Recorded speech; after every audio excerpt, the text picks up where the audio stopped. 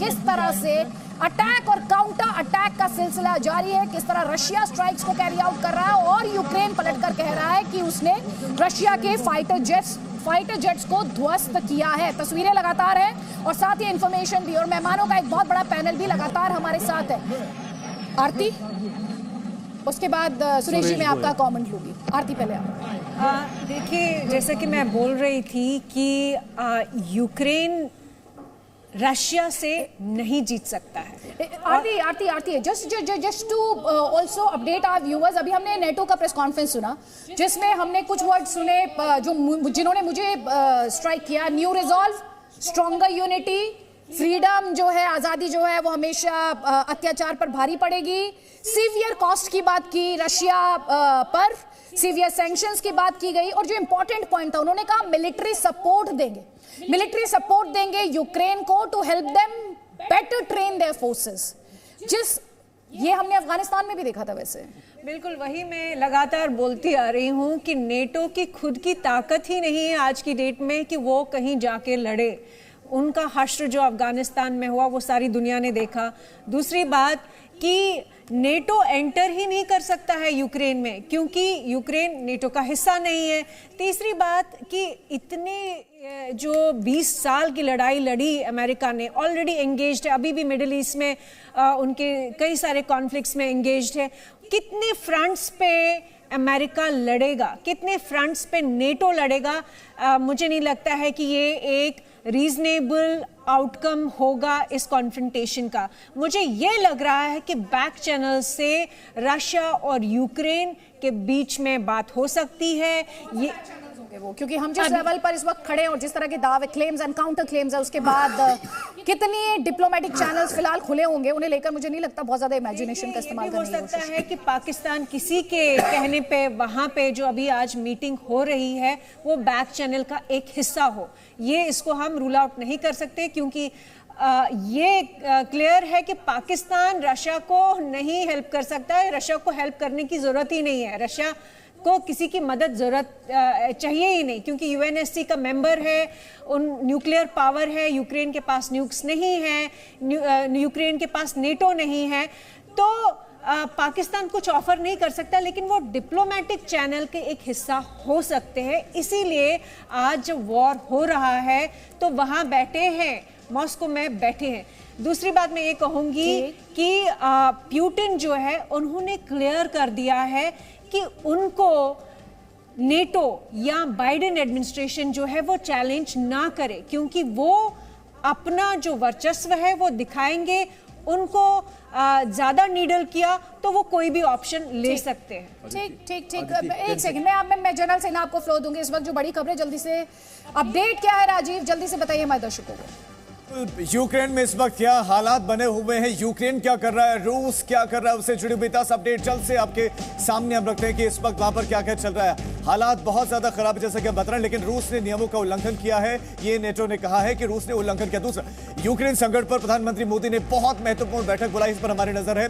Ukraine संकट के लिए यूएस जिम्मेदार है, चीन ने कहा है, और इसके साथ साथ यूक्रेन ने रूस के साथ सभी राजनयिक संबंध तोड़ दिए हैं। हमने रूस के 7 एयरक्राफ्ट गिराए हैं, यूक्रेन ने यह दावा किया है, 7 एयरक्राफ्ट गिराए और विनाश के लिए रूस जिम्मेदार है, जो बाइडेन कह रहे हैं। इसके साथ साथ अमेरिकी सैनिक यूक्रेन के अंदर नहीं जाएंगे, यूएस ने यह भी क्लियर कर दिया, लेकिन हमारे 40 से ज्यादा सैनिकों की मौत हुई है, यूक्रेन ये दावा कर रहा है। और जर्मनी ने कहा हम पोलैंड की मदद करेंगे। आदित्य 10 अपडेट।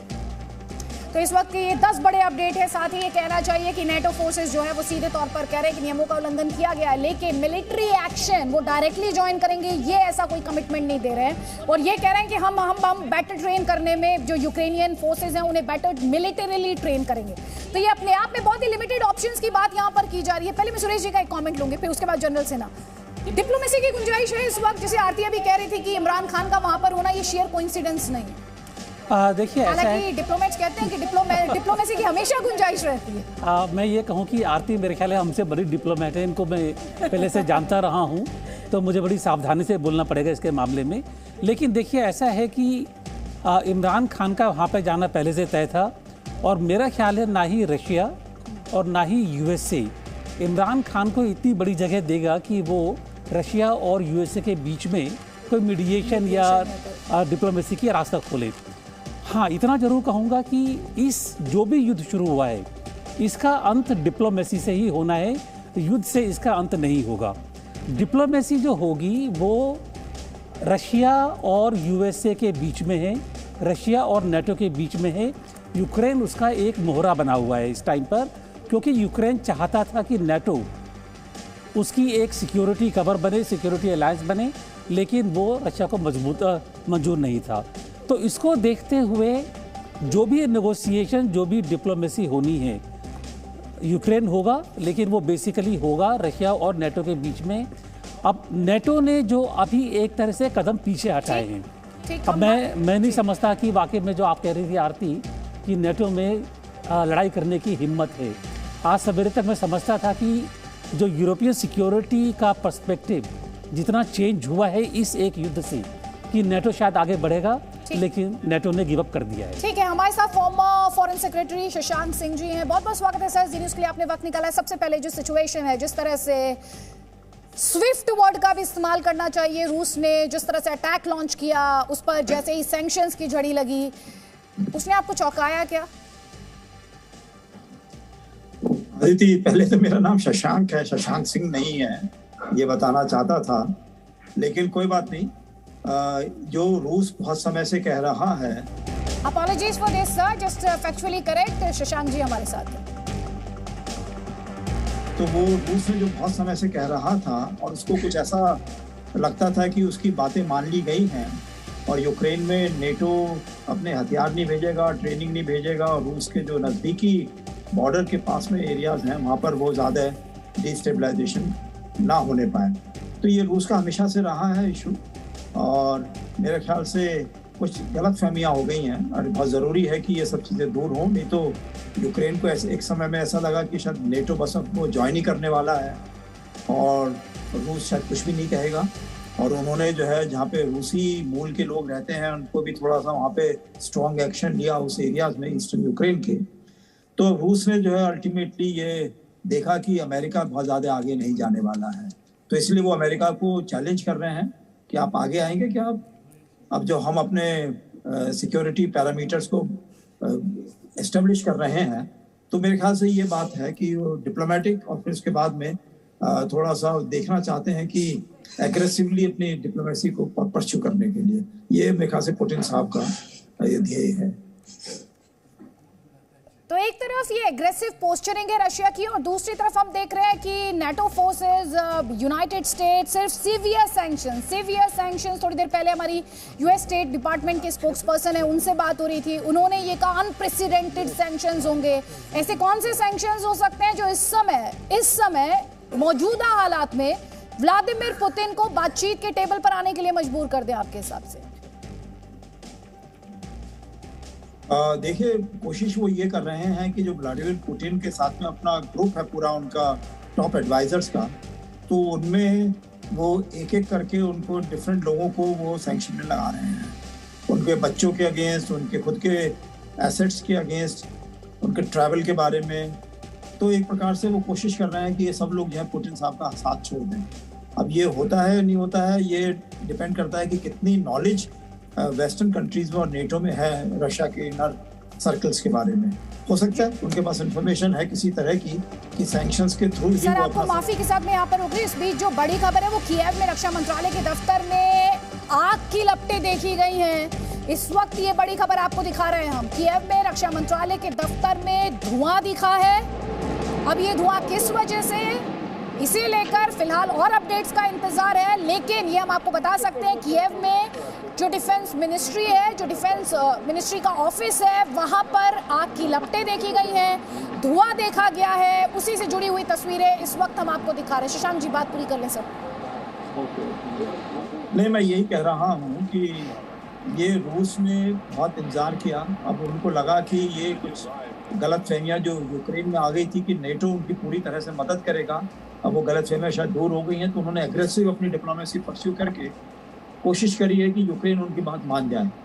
और एक तरीके से जो फिनलैंडाइजेशन माना जाता है रूस के जो नज़दीक के कंट्रीज़ होते हैं कि वो रूस के साथ दुश्मनी भी नहीं रखते हैं, साथ में दोस्ती भी बहुत ज़्यादा नहीं रखते हैं, तो एक तरीके से वो बैलेंस बना के रखते हैं। तो यूक्रेन ने कुछ नेटो को बिल्कुल पास में लाने का प्रयास किया था, तो वो रूस को बिल्कुल नहीं भाया और उनको यूक्रेन को लगा कि शायद अमेरिका बिल्कुल उनके साथ में आ जाएगा और रूस के अगेंस्ट लड़ाई करना शुरू कर देगा।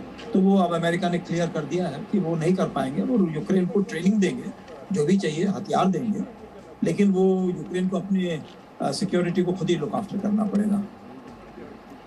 ठीक है, आप कह रहे हैं कि दोनों पक्षों का जो यहाँ पर जो स्टैंड, आपको इसका रिजोल्यूशन होता दिखाई दे रहा है? अभी तो इमीडिएटली नहीं हमको कोई दिखाई दिया है। मैंने ज़रूर देखा है कि वो यूक्रेन के राजदूत जो है दिल्ली में, उन्होंने मोदी जी से कहा है कि विदेश मंत्रालय के थ्रू कि वो कुछ बीच में बात करें। पुतिन साहब सुनते हैं मोदी जी की। उधर इमरान खान गए हुए हैं मॉस्को में। हो सकता है कि इमरान खान भी अपने को बीच में लाने की कोशिश कर रहे हैं। अफगानिस्तान में उनको विक्ट्री मिल गई थी, तो वो सोचते हैं कि रूस को अब उनकी बात सुननी पड़ेगी। बहुत बहुत शुक्रिया शशांक जी जी न्यूज़ के साथ जुड़ने के लिए। इस वक्त जो बड़ी खबरें हैं वो हम आपको लगातार दिखा रहे हैं। रूस को रोकने के लिए ज़रूरी कदम उठाएंगे, ये नेटो फोर्सेस कह रहे हैं। नेटो ने 120 जंगी जहाज़ों को भूमध्य सागर में उतारा है, ये कहा जा रहा है। लेकिन इस बात को दोहराते हुए नेटो की तरफ से जो प्रेस कॉन्फ्रेंस की गई उसमें साफ तौर पर यह कह दिया गया कि मिलिट्री एक्शन में वो इन्वॉल्व नहीं होगा, वो फोर्सेस को ट्रेन करने में इन्वॉल्व होगा। और रूस को रोकने के लिए ज़रूरी कदमों की बात की जा रही है, पर इन ज़रूरी कदमों में प्राइमरीली सैंक्शंस की बात की जा रही है। प्राइमरीली सैंक्शंस की बात की जा रही है और सैंक्शंस का कितना असर रहा है वो हमने बीते दिनों में देखा। पिछले 24 घंटे में आप कहिए कि हम देख चुके हैं, जैसे ही वेस्टर्न फोर्सेस, वेस्टर्न कंट्रीज और यूनाइटेड स्टेट्स ने सैंक्शंस लगाने शुरू किए, व्लादिमीर पुतिन ने इस अटैक का ऐलान कर दिया। 120 जंगी जहाज भूमध्य सागर में, और साथ ही वीडियोस और तस्वीरों के माध्यम से हम आपको दिखा रहे हैं कि इस समय मौजूदा हालात यूक्रेन में क्या है। रक्षा मंत्रालय का जो ऑफिस है वहां पर आग की लपटें देखी गई हैं, धुएं का गुबार देखा गया है। तो ये सिचुएशन बहुत ही ज्यादा फ्लूइड इस वक्त, और किस तरह से ये सिचुएशन आगे अनफोल्ड करेगी इस वक्त बड़े से बड़ा इंटरनेशनल अफेयर्स का एक्सपर्ट भी उसे प्रिडिक्ट नहीं कर सकता है। जनरल सिन्हा, 3 बातें। इमरान खान का विजिट रशिया का, वो जो डैमेज है उसके रिपेयर करने के लिए गए हैं। और कैसे डैमेज? पाकिस्तान के फॉरेन मिनिस्टर ने कहा कि हम यूक्रेन के साथ हैं। उस जो डैमेज, ये पाकिस्तान का जो फॉरेन मिनिस्टर है वो जब भी बोलता है तब इमरान खान की बेइज्जती होती है। तो डैमेज को रिपेयर करने गए हैं। दूसरी बात कि अमेरिका ने कहा कि हम यूक्रेन के फोर्सेस को ट्रेन करेंगे। अरे अफगानिस्तान में भी तो 20 साल आपने ट्रेन किया, और जब पूरी लड़ाई हार जाएंगे यूक्रेन में तब ट्रेन करके क्या करेंगे? तो ये तो मुझे समझ में नहीं आता ये लॉजिक। तीसरी बात, ये जो आग लगी है डिफेंस मिनिस्ट्री में, जैसा मैं शुरू में कह रहा था कि डिफेंस मिनिस्ट्री एक वाइटल इंस्टॉलेशन है। तो जब हम टारगेट न्यूट्रलाइजेशन प्लान बनाते हैं वॉर में, तो उसमें वाइटल एरियाज और वाइटल इंस्टॉलेशंस का लिस्ट होता है, और उसको उस लिस्ट को हम 2 कैटेगरी में डालते हैं: military vital areas, military vital installation, civil vital areas, civil vital installations. तो ये जो डिफेंस मिनिस्ट्री को टारगेट किया जा रहा है, यदि आपका हेडक्वार्टर ही ध्वस्त हो जाए तो क्या लड़ाई लड़िएगा? आपका सब डाटा चला गया, सब ऑपरेशन प्लान, ठीक है डाटा बैंक पीछे होगा, लेकिन सवाल है कि आपको तो पूरा सेटबैक लगेगा ना, आप ठीक से लड़ नहीं सकती हैं। तो ये बिंदु है। तो मेरा ख्याल है कि जिस तरह से अमेरिका और नाटो बिहेव कर रहे हैं, मेरा ख्याल है ये मैचिंग रिप्लाई रूस को नहीं दिया जा रहा है। रूस को जो बिफिटिंग रिप्लाई होना चाहिए वो नहीं दिया जा रहा। लेकिन तस्वीरें आप लगातार देख रहे हैं, कितना ज्यादा एग्रेसिव, आक्रामक रूस है। आपने टैंक्स की तस्वीरें देखी हैं, आपने देखा किस तरह से एयर स्ट्राइक्स को अंजाम दिया गया है। कई तस्वीरें जी न्यूज़ अगर आप लगातार देख रहे होंगे तो वो तस्वीरें भी आप जी न्यूज़ पर देख रहे हैं, जिनमें एयर स्ट्राइक्स देखी जा सकती हैं, जिनमें हमने आपको ये भी दिखाया कि रशियन टैंक्स की मौजूदगी है ग्राउंड पर। और इतना ही नहीं, बेलारूस का भी दावा है कि वो रशियन फोर्सेस के साथ इस वक्त यूक्रेन में ग्राउंड पर मौजूद है। यानी बेलारूस की जो आर्मी है, उसके जो मिलिट्री बूट्स हैं, वो भी यूक्रेन में ग्राउंड पर है। देखिए, ये सबसे पहले तस्वीर आई थी आज सुबह सोशल मीडिया के हवाले से, किस तरह से वहां पर निशाना बनाया गया था एयरफोर्स इंस्टॉलेशन को। ये तस्वीर आई थी, और इसके अलावा हमने आपको और भी कई तस्वीरें दिखाई जिनमें धुएं का गुबार, एक्सप्लोजन, मिलिट्री व्हीकल्स साफ तौर पर यहां पर देखे जा सकते हैं। Presenting V News app available on Google Play and App Store. Download it now.